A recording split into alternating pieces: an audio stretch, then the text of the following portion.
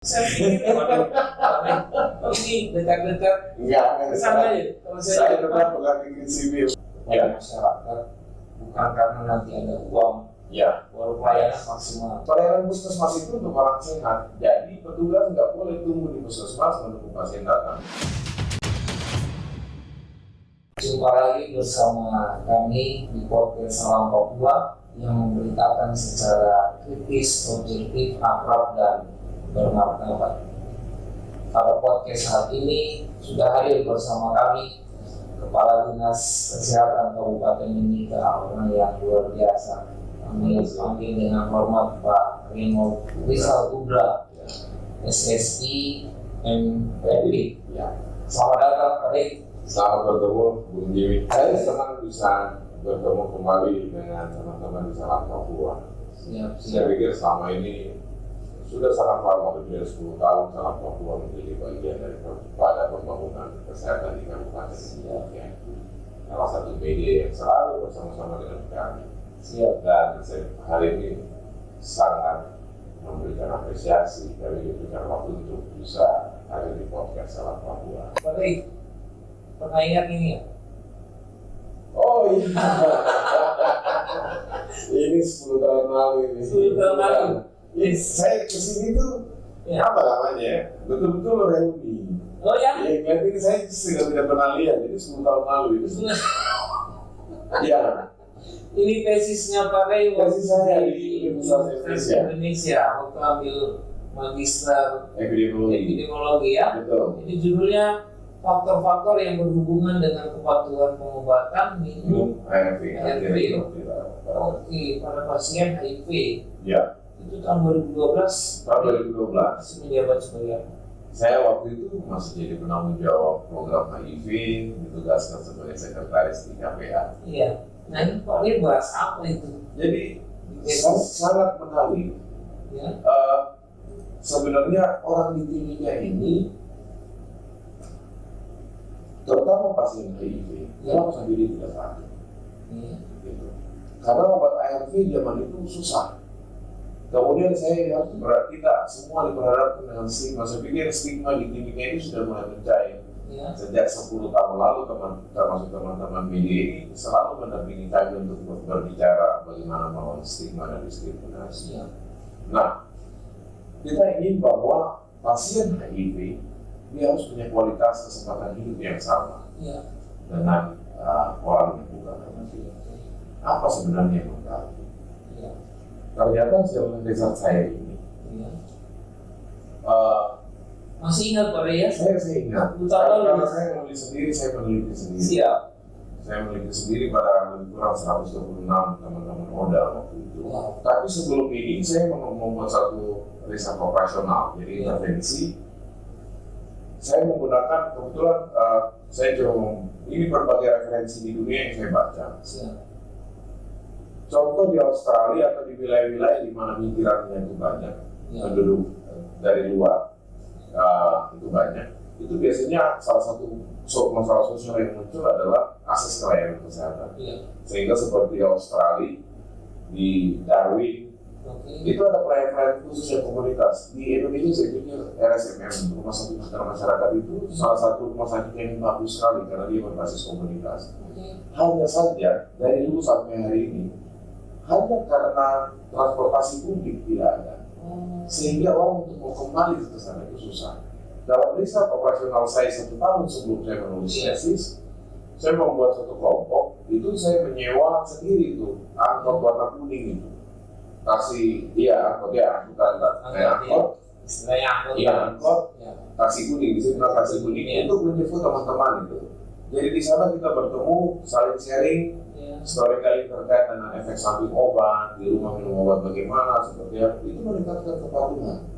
Dari hasil itu, saya coba lanjutkan dengan memotret. Ternyata di dunia, termasuk ini selaras saya menggunakan referensi itu dari Brasil, dari Amerika, dari Australia, dari berbagai negara termasuk Indonesia. Luar biasa. Ternyata faktor kepatuhan bukan cuma pasien HIV.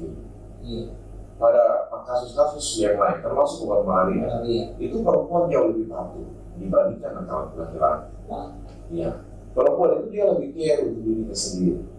Contoh paling gampang kalau kita hari ini pergi ke gereja atau rapat-rapat, biasanya mama yang lebih banyak. Jadi perempuan lebih banyak. Kalau misalnya laki-laki dalam rumah itu, maka sebenarnya orang yang menjadi pengawas untuk menelan obat atau minum obat itu mestinya saudara perempuannya. Itu perempuan itu lebih care. Ya. Kemudian masalah pekerjaan itu juga lebih care. Teman-teman yang minum ARV di tahun ini, yang peminum itu lupa minum obat. Peminum alkohol ya, alkoholik itu lupa minum obat. Gitu. Jadi itu faktor-faktor yang menyebabkan. Dari sini akhirnya ini kan survei cross-seksional, kemudian saya membuat model. Jadi model yang paling fit, faktor yang berhubungan dengan orang minum ARV berdasarkan suku, itu masyarakat lokal itu jauh lebih tidak patuh dibandingkan masyarakat pendatang, apalagi tingkat pendidikannya rendah, tidak memakan SMA atau pendidikan maksimal cuma SMP, itu akan semakin tidak patuh.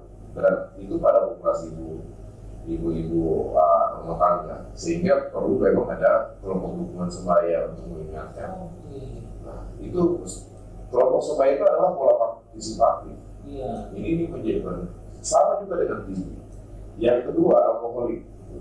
Jadi pada alkoholik, rekomendasi saya waktu itu, saran penelitian saya, supaya dipertimbangkan tidak memberikan obat. Obat mahal. Selagi orangnya di konseling pengobatan, tidak dilakukan konseling pengobatan terus hanya diberikan, itu akan menjadi pengaruh. Justru nanti dia resisten. Jadi menarik ya. Dari hasil penelitian itu, yang pertama perempuan jauh lebih patuh dibandingkan laki-laki. Yang kedua orang non Papua datang istilahnya jauh lebih patuh daripada orang asli Papua. Yang ketiga dari sisi tingkat pendidikan, orang semakin tinggi tingkat pendidikan jauh lebih patuh daripada. Padahal di Papua itu sendiri populasi orang yang berpendidikan dengan yang tidak bisa melanjutkan, istilahnya kami begitu ya. Belum ada kesempatan untuk melanjutkan ke lebih. Dan di tahun lalu saya coba membedah Papua dalam angka. Papua dalam angka ya. Sudah dipublish atau? Enggak, saya nggak publish, itu tugas saja. Tapi nanti soal saya publish. Cukup menarik. Kalau ditanya hari ini pendidikan dan kesehatan mana yang prioritas? Hasil data saya dari Papua dalam angka ya, sampai mulai dari data tahun 95 sampai akhir tahun 2021 itu yang mesti prioritas adalah pendidikan. Katanya, menurut data itu, menurut hasil analisa saya, dengan jenjang pendidikan yang lebih tinggi, maka sebenarnya masalah-masalah sosial, terutama indeks pembangunan manusia, ekonomi dan kesehatan itu akan naik gitu. Akan mengikuti. Jadi sebenarnya itu multiplier effect. Kalau misalnya saja pemerintah provinsi Papua dan polanya sama dengan di Mimika. Jadi memang konsen terhadap pendidikan itu jauh lebih penting. Nah, kalau kita lihat keberpihakan hari ini kan alokasi anggaran pendidikan kan 30%. Nah, kenapa di Dinas Kesehatan saya sampai hari ini selalu menggunakan data-data untuk perencanaan? Karena suatu perencanaan itu harus berbasis bukti, evidence base, itu menjadi penting. Itu sangat penting. Uang yang besar tentu bisa memberikan hasil yang besar. Kalau datanya tidak ada. Nah, data-data itu tentu saja betul. Strategi approach, rencana strategi kita itu bisa tepat sasaran seperti Bu Jimmy sampaikan. Siap. Luar biasa sekali. Ini memang informasi yang itu pun tadi hasil dari. Kalau saya jadi bupati, saya tetap konsen pada pendidikan. Tinggal saya bikin konektivitas dan melihat ekosistemnya. Kalau saya jadi bupati memang ada. Enggak. Saya berandai-andai. Saya pikir ini dekat-dekat. Enggak. Sama ya. Saya tetap bukan tinggi sipil. Ini berandai-andai. Maksudnya sayang sekali kalau data-data pembangunan ini tidak dipakai. Siap. Jadi hari ini sebenarnya pelayanan publik menurut saya kita sudah harus sama dengan bagaimana prospek e-commerce di Indonesia. Yang mereka lihat itu ekosistem. siapa pasar saya, siapa yang bisa saya kolaborasi, siapa yang bisa dikenakan untuk bisa mendukung. E-commerce itu kan keren itu. Sekarang lagi naik daun. Trennya. Ini saya dengar lagi lanjut dokter ya. Mudah-mudahan bisa selesai. Karena sampai di tahapan proposal sudah, memang jadwalnya bulan Juli itu sudah terbuka. Hanya saja terkait dengan tugas dan fungsi, di mana kita tahu di awal tahun 2022 ini isu COVID, kemudian percepatan vaksinasi booster, kemudian bulan imunisasi anak nasional ini cukup menguras tenaga gitu. Jadi saya coba ambil di fakultas ekonomi di Universitas Trisakti, bagian jurusan program studi service management. Kenapa jauh sekali dari kesehatan? Bisa ke situ. Saya pikir hari ini karena semua pelayanan harus berorientasi pada kepuasan masyarakat, kepuasan pelanggan, kepuasan pasien, satisfaction patient. Ini menjadi penting. Kalau kita lihat sejak tahun 2014, seluruh fasilitas kesehatan itu berubah-ubah untuk bagaimana membuat suatu pelayanan kesehatan yang bermutu. Itu satu. Yang kedua, di era jaminan kesehatan, pelayanan kesehatan itu terukur melalui indikator-indikator yang ditetapkan oleh pemerintah pusat. Jaminan kesehatan nasional, contoh puskesmas itu paling tidak harus bisa melakukan pelayanan kepada masyarakat dengan menetapkan 144 diagnosa. Pelayanan spesialistik itu semua harus ada di rumah sakit. Nah, menjadi persoalan kan ketika contoh, hari ini kita diperhadapkan dengan pasien kanker jantung atau pasien-pasien yang betul-betul oleh dokter di rumah sakit ini sudah tidak bisa ditangani, ini harus di rumah. Pertanyaannya, ini pasien dia adalah peserta jaminan kesehatan. Dia adalah haja. Nah, bagaimana konektivitas pelayanan suatu manajemen itu menjadi pasiennya siapa? Menjadi pasien rumah sakit kan? Atau menjadi pasien puskesmas? Sampai hari ini kan masih ada gap. Tapi entry point saya untuk saya melihat disertasinya di disertasi saya justru berorientasi kepada malaria sebagai entry point karena ada gap, yaitu sekian banyak penelitian yang dilakukan di Indonesia terkait malaria itu berorientasi pada pengobatannya, berorientasi pada kader kesehatannya. Ada satu hal yang dilupakan, yaitu bagaimana leadership. Teori terkait dengan servant leadership. Kepala puskesmas itu dia harus mengerti tentang program, dia harus bisa menggerakkan PJ programnya, menggerakkan masyarakat yang ada di wilayahnya. Karena puskesmas itu konsepnya adalah bertanggung jawab berbasis wilayah. Servant leadership, komunikasi yang baik, kemudian bagaimana bisa membangun tim, memahami konteks, konsep, dan konten daripada masalah itu harus dipunya. Jadi itu gap yang terjadi. Dan ini sebenarnya malaria yang tadi saya bilang sebagai entry point. Terjadi kasus pada pasien ini. Hari ini kan pasien-pasien penyakit kronis itu persoalan terbesar seperti malaria adalah ketidakpatuhan. Hampir 70% semua orang yang minum obat dalam jangka waktu panjang atau lama itu masih tidak patuh. Jadi kuncinya di situ, Pak. Kasus malaria di Mimika ini tinggi. Sebenarnya kalau kita mengukur, kasus malaria di Mimika ini turun.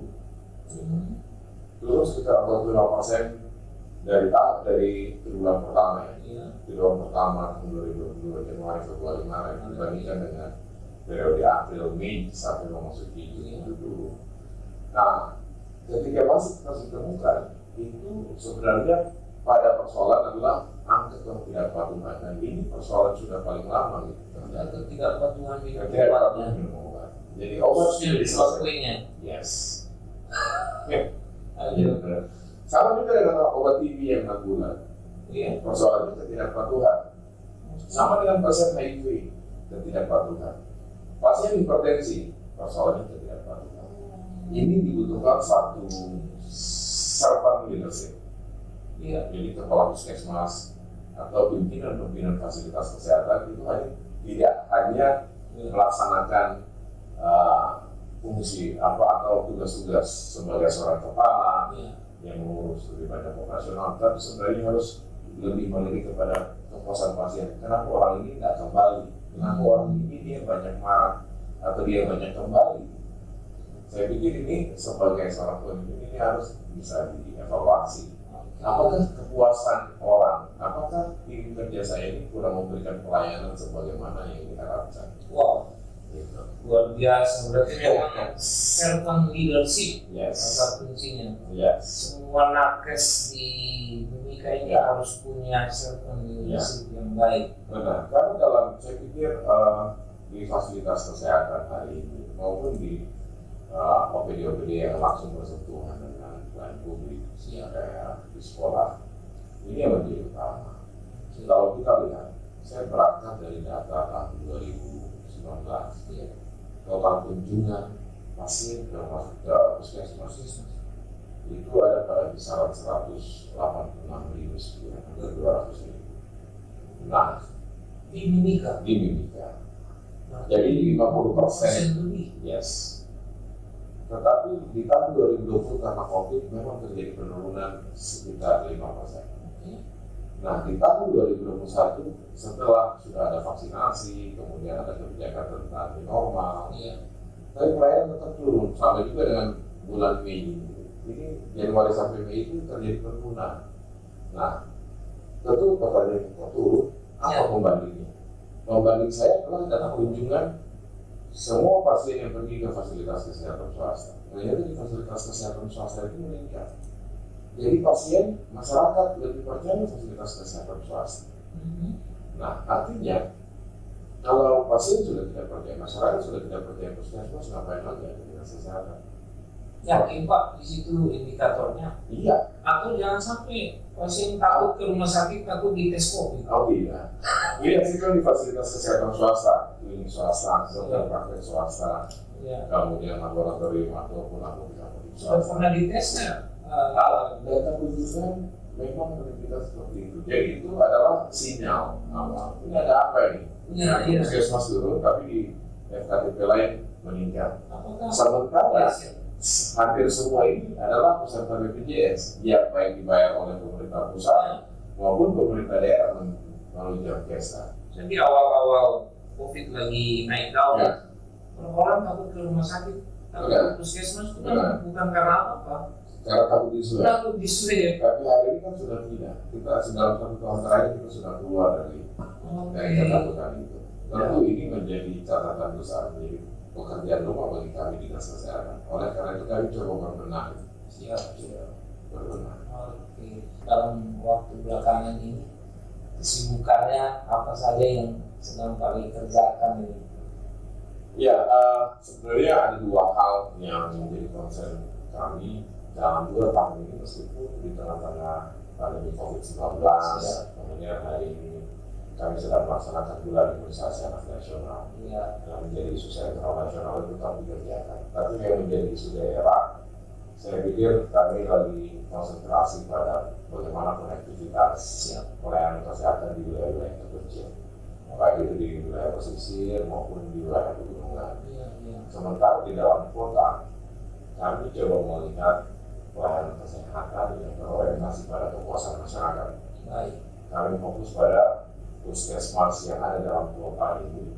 Paling tidak ada 5 puskesmas dengan populasi penduduknya di wilayah kerja puskesmas itu paling padat, yaitu kepuasan pasien dan juga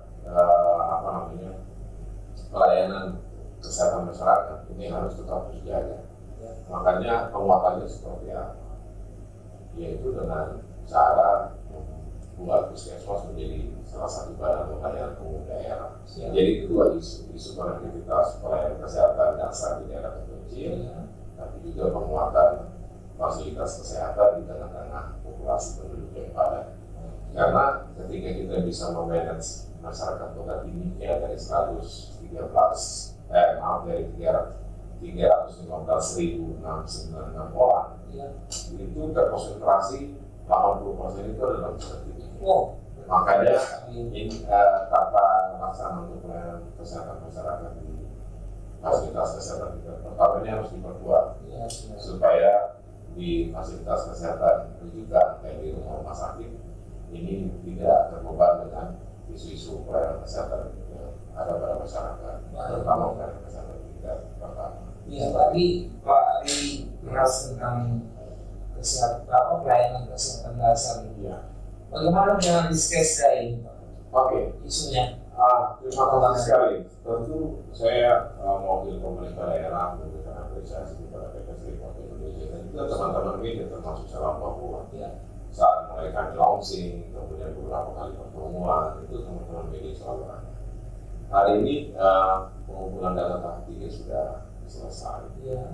Dan Riskesda yang dilakukan di support penuh atau didukung penuh oleh PT Freeport. Itu merupakan, saya pikir cuma hanya salah satunya dinas kesehatan di Indonesia yang secara mandiri bisa melakukan itu. Karena ada Riskesda, Riset Kesehatan Nasional yang tahun ini juga akan melakukan, dan demikian merupakan salah satu kabupaten yang akan diikutsertakan. Namun Riskesda ini tentu saja hampir tidak bisa memotret bagaimana dengan karakteristik masyarakat pada wilayah-wilayah. Karena yang lebih spesifik, gitu. Misalnya Timika mempunyai 3 wilayah topografi, yaitu highland, dataran tinggi, dataran rendah, sama pesisir. Tentu untuk Riskesda yang kami lakukan itu melihat dari faktor apa saja sih dia mempengaruhi dari kesehatan masyarakat, dilihat dari faktor lingkungannya, dilihat dari faktor perilaku masyarakatnya itu sendiri, dilihat dari faktor akses dan jangkauan. Kemudian dilihat juga dengan kesiapan fasilitas kesehatan. Jadi ada 4 faktor yang dapat kami. Indikator itu luar biasa. Mudah-mudahan di bulan depan kita udah bisa bersama-sama dari pihak PT Freeport Indonesia, kita udah bisa launching atau mengintegrasikan hasilnya. Tentu ini akan dipakai. Ini akan dipakai sampai 5 tahun ke depan. Kami tunggu hasilnya. Berarti itu menjadi satu-satunya kabupaten di Indonesia yang Riskesda ini indikatornya lebih spesifik, lebih sampelnya istilahnya begitu menyentuh dari wilayah pegunungan, wilayah kota, sama wilayah pesisir. Dan ini independen. Meskipun disupport oleh Freeport, tapi hasil penelitiannya sangat independen. Termasuk kami memotret apakah sekian puluh tahun PT Freeport ada di beroperasi di Kabupaten Mimika itu memberikan dampak misalnya isu ada dampak lingkungan nih pada penduduk, apakah ada atau tidak? Tapi kami langsung.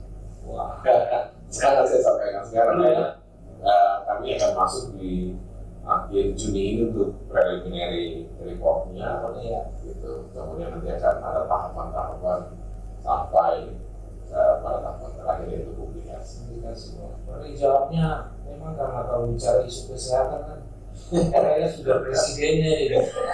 Di Kabupaten Nakes luar biasa. Nakes. Nah, terkait Nakes ini, kami pernah beritakan ini. Jadi Kepala Dinkes Mimika, Nakes tidak boleh tinggalkan tempat tugas apalagi demo. Gitu. Kayaknya ini terkait apa dulu ini? TPP. TPP. Insentif ya? Enggak. Jadi sebutan insentif sekarang ini, insentif itu untuk tenaga honorer. Sementara untuk Nakes yang PNS disebut dengan TPP. Nah, sebenarnya TPP hari ini yang berlaku itu sesuai dengan Permendagri. Tahun depan itu mungkin bisa saja TPP Pegawai Negeri itu sudah bisa mencapai 300.000 per bulan, bisa saja karena ini terkoreksi sama-sama oleh Permendagri. Tapi sekali lagi melihat kemampuan daerah. Ada sempat protes pada penurunan katanya. Tetapi dinas kesehatan kami adalah pengguna anggaran.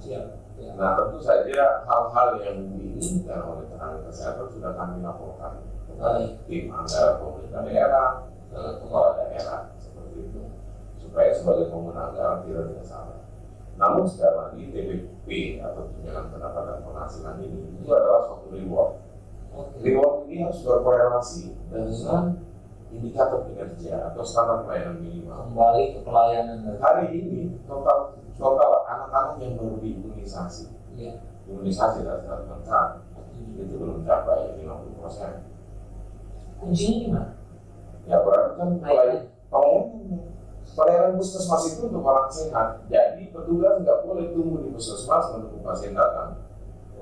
Harus keluar kayak programnya Pak Jokowi, berkunjung ke rumah-rumah, mencari orang sehat, mencari orang sakit. Orang sehat diberikan upaya perlindungan sesuai dengan isu misalnya TB dan malaria atau apapun penyakit. Nah ini awal ini. Terus dapat orang sehat, dapat orang sakit, bagaimana rujukan itu dibangun ke puskesmas? Jadi sebenarnya yang datang ke puskesmas itu terlihat banyak, padahal sebenarnya ini dari populasi yang sedikit. Oke, jadi memang kata kuncinya puskesmas bukan hanya untuk orang sakit tapi puskesmas itu juga untuk orang sehat. Dan itu esensialnya begitu. Harusnya begitu ya. Upaya promotif dan preventif. Tidak puskesmas. Makanya disebut pusat kesehatan masyarakat, bukan pusat kesenangannya mas-mas. Gitu. Luar biasa. Nah, bagaimana mendapat orang sehat? Kalau kita menunggu di puskesmas, orang sehat itu nggak bakalan datang. Health seeking behavior, perilaku mencari pelayanan kesehatan di Indonesia itu 70% orang yang datang pasti sudah dalam keadaan sakit. Makanya itu rumah sakit penuh, puskesmas penuh. Nah, bagaimana puskesmas sebagai lini terdepan untuk melaksanakan fungsi esensial? Maka harus pelayanan luar gedung. Kalau pelayanan luar gedung, kunjungan puskesmas itu akan meningkat. Di sana kita akan ketemu sama lebih banyak orang sehat dalam satu rumah. Karena kalau di puskesmas, kalau kita ketemu yang duduk di 10 kursi itu semuanya sakit. Tapi kalau ini kita bawa ke populasi yang besar, kita datang satu keluarga, rata-rata satu rumah ada 5 orang, hampir tidak semua sakit. Kalau ada sakit mungkin satu. Ada upaya pencegahan gitu Pak. Kan penyakit cuma dua. Penyakit menular dan penyakit tidak menular. Wah, luar biasa. Kembali ke yang tadi Pak, yang TPP itu. 3 bulan yang belum terbayar sudah terbayarkan pada bulan Mei kemarin. Tapi tentu saja kalau pemerintah bisa memberikan reward kepada semua tenaga kesehatan termasuk saya, maka kita wajib untuk meningkatkan kinerja. Ibu hamil harus ditolong oleh tenaga kesehatan. Anak-anak balita itu wajib untuk mendapat imunisasi dasar lengkap. Kemudian penyuluhan, upaya promotif, preventif itu wajib dilaksanakan. Indikator bagaimana pelayanan kesehatan yang berkualitas menurut puskesmas itu ada. Puskesmas yang hari ini pelayanannya cukup bagus. Rapor hijau itu hanya ada sekitar 5-6 dari 20 puskesmas yang ada. Dan itu terdistribusi normal itu. Di kota, di gunung, maupun di pesisir. Kuncinya apa? Oh ternyata pelayanan kesehatannya lebih banyak itu mereka pergi ke rumah-rumah. Jadi kalau ke rumah-rumah kita akan ketemu orang hipertensi misalnya, minimal dengan tensi darah, mengukur tekanan darah. Ke rumah-rumah kita bisa men-screening pasien TBC, cukup dengan 5 pertanyaan. Tapi bisa koreksi. Namanya saja pelayanan kepada masyarakat, bukan karena nanti ada uang, baru pelayanan maksimal. Yang penting ketika sudah memilih menjadi tenaga kesehatan, yang utama adalah pengorbanan melayani kepada. Dan itu tersurat di dalam Undang-Undang tentang Tenaga Kesehatan, Undang-Undang 36 tahun 2014, yang disebut tenaga kesehatan adalah orang yang mengabdikan diri. Siap, Pak. Kita lanjut lagi. Nah, Pak pernah lihat karikatur kami ini? Ya, saya pernah lihat. Kira-kira maksudnya apa? Saya pikir itu terkait dengan malaria. Bukan. Malaria, kemudian ada HIV, ada apa namanya? COVID. Jadi ini sebenarnya karikatur kami. Kami melihat seakan-akan Pak Rey sudah sibuk dengan COVID sehingga lupa dengan masalah besar tentang malaria di Indonesia. Kalau tidak, Ya, malaria itu wajib. Bahkan sekarang ini kami lagi setelah pojok malaria, kemudian pemila OAM, saya memantau seluruh pelayanan kesehatan itu hanya by phone. Wow.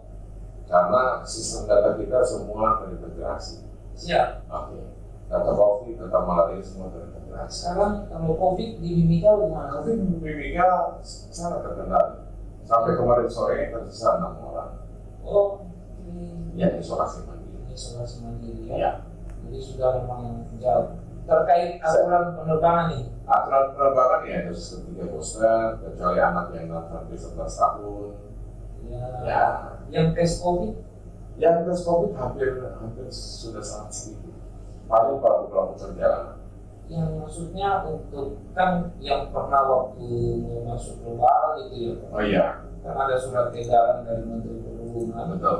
Bahwa kalau mau berangkat itu yang sudah vaksin ketiga yang bebas tes, Betul. vaksin kedua masih harus tes antigen Betul. dan sebagainya. Nah, kalau sekarang bagaimana Pak? Masih berlaku sampai Iya. sekarang. Ya. Kalau yang vaksin kedua masih harus tes, kalau sudah bebas tes. Pakai antigen. Kecuali pada anaknya yang 6 sampai 12 tahun yang belum 11 tahun yang belum ada booster. Oke. Tapi saya mau sampaikan Iya. di tengah-tengah pandemi COVID malah tetap terurus. Iya. Contoh kami setiap 3 bulan melakukan pertemuan Iya. untuk mengevaluasi pojok malaria. Siap. Di bulan akhir Januari kemarin, Dinas Kesehatan dan YPKMP, Yayasan Pengembangan Kesehatan Masyarakat Papua, kami sedang melaksanakan pemila uang. Siap. Jadi pemberian pengobatan pada ibu hamil Ya. dengan usia 13 minggu atau lebih, itu dengan pengobatan diberikan obat untuk pencegahan.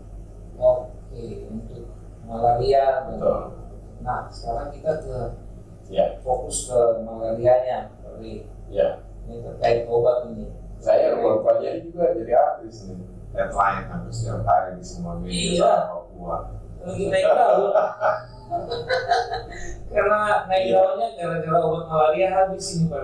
Bahkan saya dengar isu sedang pindah ke Cina lagi ya. Ya, itu sekarang lain. Sebenarnya gini, kalau saya sendiri, malaria ini penyakit kuno Ya. sebelum Indonesia merdeka. Hari malaria, Hari Kesehatan Nasional setiap tanggal 12 November itu puncak di mana Pak Presiden kita, the founding father, Pak Presiden Soekarno, beliau bilang kita perang terhadap malaria. Ya, betul. Sejak sekarang sudah Betul. ngomong gitu ya. Nah, di Jawa sudah berani. Di provinsi lain, Papua Barat itu malaria tidak lagi menjadi isu. Masa? Iya, masa kita di Mimika terus. Nyamuk kalau kita lihat hari ini Mimika maju. Ya. Nah, di Bintuni, masyarakat itu rajin membersihkan setiap hari itu, membersihkan pekarangannya. Ya. Coba di Mimika, harus menunggu petugas sampah. Program yang berhasil, program apapun, kuncinya cuma 2. Nggak boleh eksklusif, berarti dia inklusif. Ya. Kemudian pola partisipatif, itu yang penting. Jadi memang kembali ke masyarakat. Kembali ke masyarakat, kembali juga ke pemerintah. Jadi harus kerjasama gitu. Oke. Terus kasus malaria di Timika ini kan bukan persoalan bukan persoalan pada nyamuk saja. Iya. Persoalan pada nyamuk infeksi baru itu sekitar 30%. Oh, Tapi persoalan terbesarnya orang patuh minum obat enggak. 70% orang enggak patuh. kembali lagi ke situ Pak. Saya lalu saya coba ketemu dengan kader-kader malaria. Ya. Saya sampaikan gini, dalam 1 hari kira-kira ada kunjungan rata-rata 100 orang. Dari 100 orang, ternyata ditemukan ada 30 orang yang malaria. Oke. Dari 100 Ya. orang. Dari 30 orang, lebih kurang 25 orang itu malarianya kambuh. Jadi kamu bukan, kamu Ya. berarti karena tidak disiplin Ya. obat tadi. Rata-rata orang minum obat biru habis. Ya. Hari ketiganya selesai. Kemudian rata-rata kalau kita sehari, kalau kan malaria paling banyak tersiana. Dari sana ya. Nah, obat biru 3 hari beres, terus obat coklat 5 kue itu minum juga 3 hari, padahal dia harus 14 hari. Oke. Berarti dalam 3 hari itu kan ada 6 obat coklat yang dihabiskan. Ya. Artinya ada 8 obat yang tersimpan yang tidak dihabiskan. Kalau 8 obat ini pada 1 orang, Ya. kalau sekarang pada 5 orang sudah berapa itu tablet obat itu? Itu di satu puskesmas. Bagaimana kalau yang di rumah sakit? Di 26 puskesmas ada berapa ribu dalam 1 hari itu obat ada di rumah? Terbuang percuma. Yes. Sama juga dengan obat biru. Ya. Obat biru itu, jadi saya pikir mindset kita untuk penanggulangan malaria itu adalah lebih baik mencegah daripada mengobati. Nah, kalau memang mengobati, lebih baik obatilah sampai tuntas. Kita hari ini semua punya jaminan kesehatan. Ya. Apakah jaminan kesehatan harus mengobati penyakit yang rekuren? Karena sebenarnya itu bisa dipakai atau yang sering kabur. Bisa dipakai untuk kita mau bisa pakai modal untuk ekonomi, ya, bagaimana mendorong ekonomi kerakyatan, misalnya menengah ke bawah itu kan bisa digunakan begitu. Tapi sampai hari ini masih terlalu. Iya, masa kita kalah dengan Bitu ini kabupaten yang baru. Di Papua ini malaria kabupaten apa yang nomor 1? Timika. Oh, Timika sekarang. Nomor 1 karena Jadi, kami mampu untuk mendeteksi, tetapi kami mendeteksi dari orang-orang yang paling banyak minum obat yang tidak patuh. Masanya malaria tinggi terus. 70%. Apalagi warung kopi sekarang kan banyak di Timika itu. Bukan warung kopinya yang salah, warung kopinya bisnis tetap jalan. Ya. Tapi kita yang nggak bijak. Dulu kan sebenarnya berpatokan itu pada azan maghrib Ya. sama azan subuh. Atau kalau di gereja itu biasanya doa Salve Maria pagi hari jam 6 Benar. sama jam 6 sore. Ya. Itu nyamuk itu sebenarnya itu mengingatkan kita bahwa ini nyamuk mulai menggigit nih jam 6 sore sampai jam 6 subuh. Yang dulu beraktivitas di Beraktivitas boleh pakai baju lengan panjang, pakai repellent atau apa obat, bukan obat apa, gel anti nyamuk. pencegahan itu yang Nah, kasihan sekali uang kita. Hari ini obat malaria bukan cuma di Indonesia. Mudah-mudahan di bulan Juli atau mudah-mudahan bulan Agustus awal sudah. berarti saat ini masih pakai tina. Iya, sekarang. Jadi dulu begini ceritanya. Waktu masih pakai kloroquine, pakai tina ketika mau diganti kayak obat biru, sekarang orang mau, wah obat biru itu kan pusing-pusing segala macam. Nah sekarang ketika obat biru persediaannya satu provinsi Papua ini bukan menipis lagi, memang tidak ada. Oh, Memang tidak ada. Orang bilang waduh obat biru boleh, tina itu seperti ini. Padahal Ya. kan kita minum juga dengan tina. Jadi sebenarnya tergantung mindset. ya. Edukasi Dulu kepada orang protes obat biru masih dengan Ya. tina, sekarang obat biru sudah habis balik ke tina, tetap orang protes ya. Jadi kenapa sih kita sibuk dengan mengobati? Iya. Sekali kita sakit itu kita mengurangi kita punya kualitas hidup itu untuk 3 hari ke depan. Itu kuncinya. Kenapa sibuk dengan mengobati kalau tidak bisa mencegah? Yes. Gitu ya. Ya. Baik, terkait pencegahan ini untuk penyakit malaria yang berdampak ke ibu hamil. Ya. Ternyata itu ada pengaruhnya juga untuk anak-anaknya. Ya. Nah sekarang saya nggak sebut apa nama yayasannya. Saya mendengar itu ada informasi mereka sedang melakukan penelitian Ya. terkait terapi obat malaria terhadap ibu-ibu hamil. Ya. Nah itu Pak Arif pernah dengar nggak? Jadi pengobatan itu inisiasi bekerja sama dengan dinas kesehatan. Oke. Karena ada dampak buruk mungkin pada orang dewasa Ya. itu tidak berdampak melalui minum obat sudah selesai. Ya. Dan ternyata pada perempuan apalagi ibu hamil itu berdampak kepada anak. Oke. Anak akan lahir dengan berat badan rendah, BBLR itu Bisa kena stunting juga berarti. bisa kena stunting, Oke. gizi kurang, dan itu akan mengganggu tumbuh kembang. Dan nanti ketika dia besar, dia akan mewariskan gen itu untuk 5 tahun ke depan juga. Jadi sebenarnya tidak ada masalah ya untuk Tidak terapi masalah. obat Iya, malaria. dan saya pikir hari ini sudah beberapa kelahiran anaknya lahir dengan bagus, padahal itu di kampung-kampung wilayah dengan kampung-kampung malaria yang tinggi. Tinggi ya. Ya. Jadi Karena itu ya sama dengan pasien HIV. siap. Dulu orang yang HIV akan diberikan pengobatan untuk pencegahan supaya tidak ada penyakit penyerta lain yang muncul dan itu efektif. Oke, jadi luar biasa ya, berarti penelitian atau pendekatan terkait terapi obat ini bukan hal yang menakutkan ya. Soalnya kita sempat dengar isu juga, informasi ya tadi isu bahwa beberapa mama-mama itu yang hamil takut minum itu, walaupun memang tidak sakit kan, terapi dan obat malaria mereka takut. Tapi diedukasi oleh bidan, oleh petugas kesehatan akhirnya bisa. Ini kan memang persoalan komunikasi dan edukasi. Tapi dari sisi Pak sebagai kepala dinas kesehatan itu merekomendasikan. Iya, kami merekomendasikan dan itu aman kok.